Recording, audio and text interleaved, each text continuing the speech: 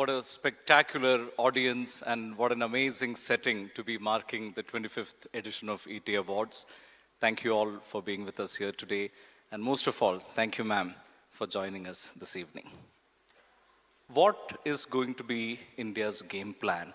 How should we negotiate this and how are we going to negotiate with the US? I didn't think you'll ask me the first one to be about the negotiations which are going on. And in all fairness, I think I would leave it for Piyush to determine how he's going to take the whole negotiation.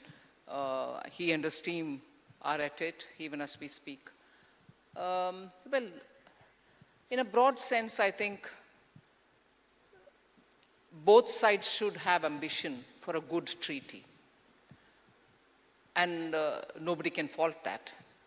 Particularly for India, when you're looking at Vikasit Bharat, you need to have a good traction. Everybody is concerned about the growth numbers. You want it to be not in single digit. You want the growth to be in double digit and all that. You still need to do a lot more to strengthen our exports.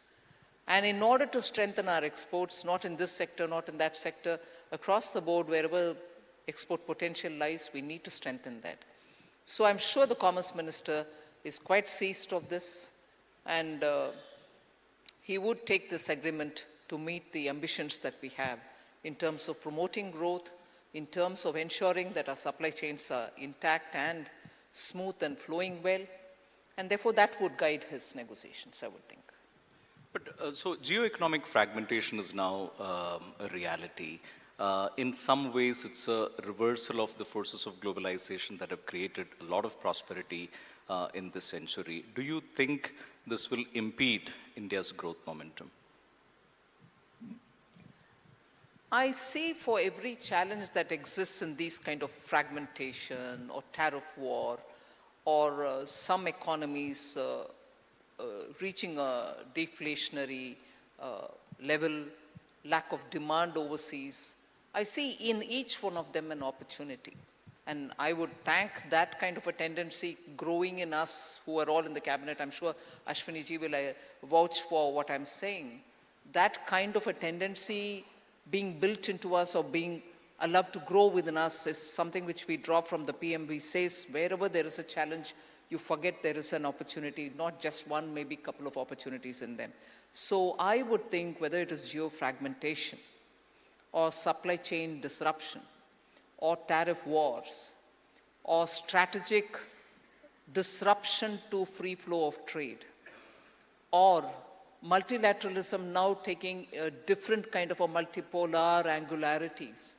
In each one of them, there is an opportunity for us, and it is for us to very smartly move to make sure that this is the opportunity that India was waiting for, and we should use it so that after all, it is another 22 years before we should reach the goal of a Vikasit Bharat.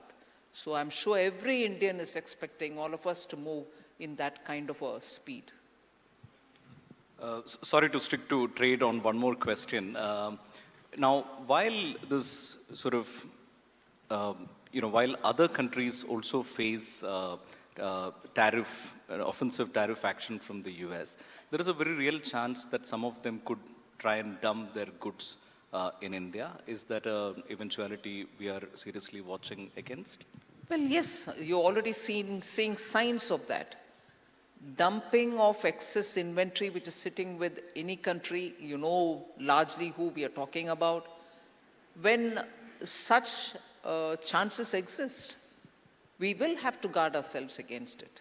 But how smartly we do that? Sorry, I'm sure some people are keeping account on how many times I'm using smartly, but that's it. We need to be smart about these sort of things. So how carefully we can find a way to avoid the dumping, however much there is a layer of Indian manufacturers, small, medium-sized, who prefer cheaper inputs. But even then, the larger consideration should be to be able to give them the access to cheaper inputs, but not become a victim of dumping.